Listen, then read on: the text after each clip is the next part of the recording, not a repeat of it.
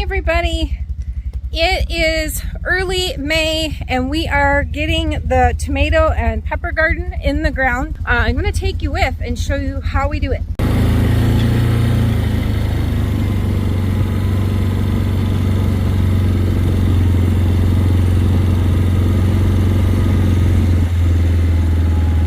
So we already tilled up the bed a little bit this season just to get it clean, and we want the soil as soft and malleable and workable as possible.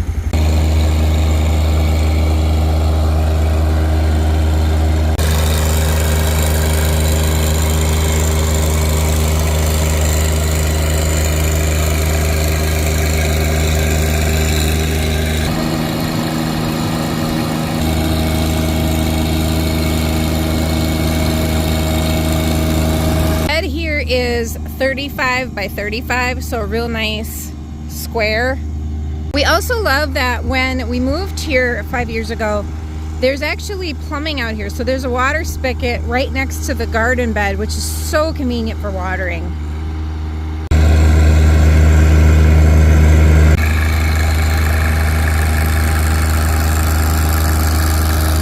Here in the wagon, we've got all of our tomato plants. We've got bush steak and big boy and cherry. And we have red bell peppers, frying peppers, and orange bell peppers.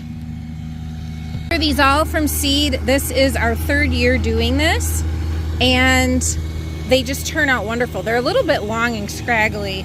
The big boys are indeterminate, meaning they don't stop growing, so they will vine and just get really long, and that's normal.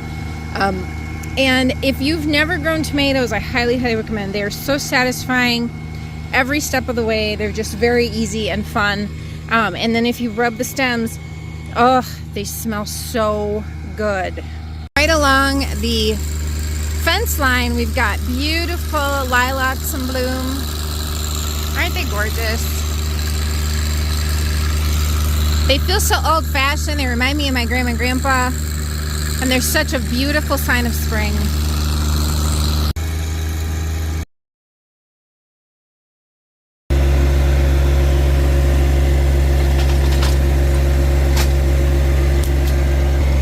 And you can see we've already got the post hole pounder, that red thing, on the forks so that we can easily get the fence post pounded in. We've got a good method down. Total DIY, inspired by YouTube. Gotta love it.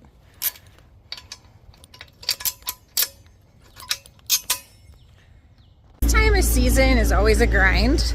And my husband and I were not always on the same page. And so we were comparing notes today, and we're like, I thought we should wait to put the tomatoes in the ground. And he's like, no, let's go. We can do this. So I'm pretty excited to keep moving on planting, because that way by this weekend we'll have both of the big gardens done with the annual plants, which is the vegetables as well as the flowers. Man found this awesome bin last year. It was great for storing steaks as well as harvesting pumpkins. It's actually a pallet, so it goes on forks great.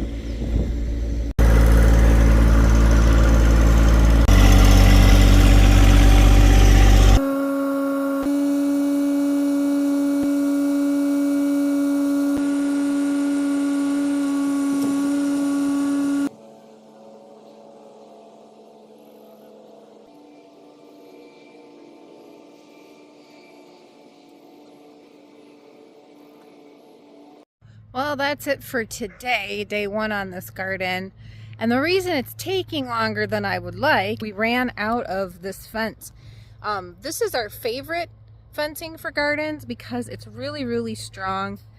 I think it's like 2 by 4 inch holes here, and it does a great job of keeping critters out like rabbits. All right, it's day 2 and we got more fence.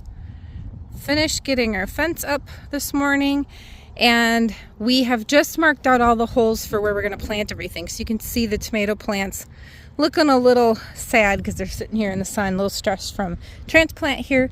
And then there's quite a few I still need to get in the ground. We figured out placement, and right now I am digging holes for our bell peppers. So we're going every couple feet here. Just getting the holes dug so we know roughly where we want things to be. And it is amazing how disoriented you can get working in a garden bed. So we literally use a tape measure sometimes to help us get the right measurement and stay organized. Really has an impact, because you could just say, well, okay, I have a crooked looking garden, who cares? But when we get the tiller in here to manage the weeds, that really becomes a problem, actually. Because if things are too close together and you can't get in there, then you've got a hand weed, and then it becomes a whole bigger project than we really want. All right, all of our holes are set, and let's get planting. Down on the end here, I have some cherry tomatoes that we grew from seed. We've actually grown all of these plants from seed, which is exciting. Got the cherry tomatoes in the ground. We're gonna do 3 of those. They produce plenty of fruit, so it's going to be just great to have them. You can see the big boy that I've got here is a real tall one. The reason I picked him out of the crop of the solo cups is because he's got a real thick stem that is very sturdy. So he's very strong in his structure, and I don't feel like he's too lanky. So what I'm gonna do, I wanna show you how deep we plant these tomatoes.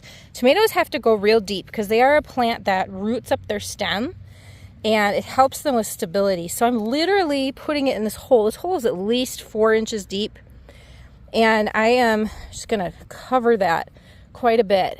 The other thing you wanna do is make sure if there's any leaves on the lower stem, you remove those so that it has a real nice clean stem where it touches the soil.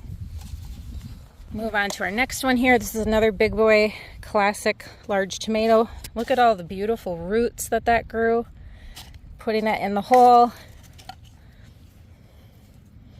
Giving that some real nice, in fact, I'm gonna pinch this leaf off just to be safe and good.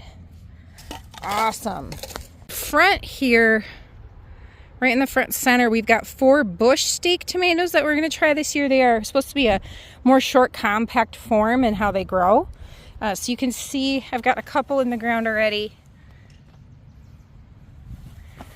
They look pretty good. They're standing up real nice and tall. A number of the big boys we got in the back of the garden are actually from the seeding tray, so I did not put them in solo cups, and I'm curious to see if there's a difference in overall growth. What we liked about the tray is they didn't get too long and gangly. This one kept a short profile, which is really nice. Just kept that stem more girthy. Getting the bell and frying peppers placed in their little holes, and it makes me sad to get picky. I gotta get real picky about which ones I like the most out of the tray at this point. Because I feel bad, because, you know, everything that grows, you want it to thrive. You don't want to leave anybody behind. But you also want to give the ones that are strongest the best chance out in the field. You gotta kind of pick. Spacing on the tomatoes, we went about 6 feet apart so that we have room to put the tomato cages around and still get through with the tiller on all sides. It takes up way more space than you think. It always looks crazy and like puny right now, but they get so big. Last but not least, at the back we've got cucumbers we just put in. So we grabbed this kind here, straight 8, and we have put, where those circles are, some different groupings of seeds for cucumbers as well in this back corner for the first succession planting, and then we'll be putting more in later on in the season so we get fresh cucumbers over time. We put in about anywhere from 2 to 3 seeds in each grouping, and then they just call for about a ½ inch of soil on top, and then I just circle it so I generally know where they are before they come out of the ground.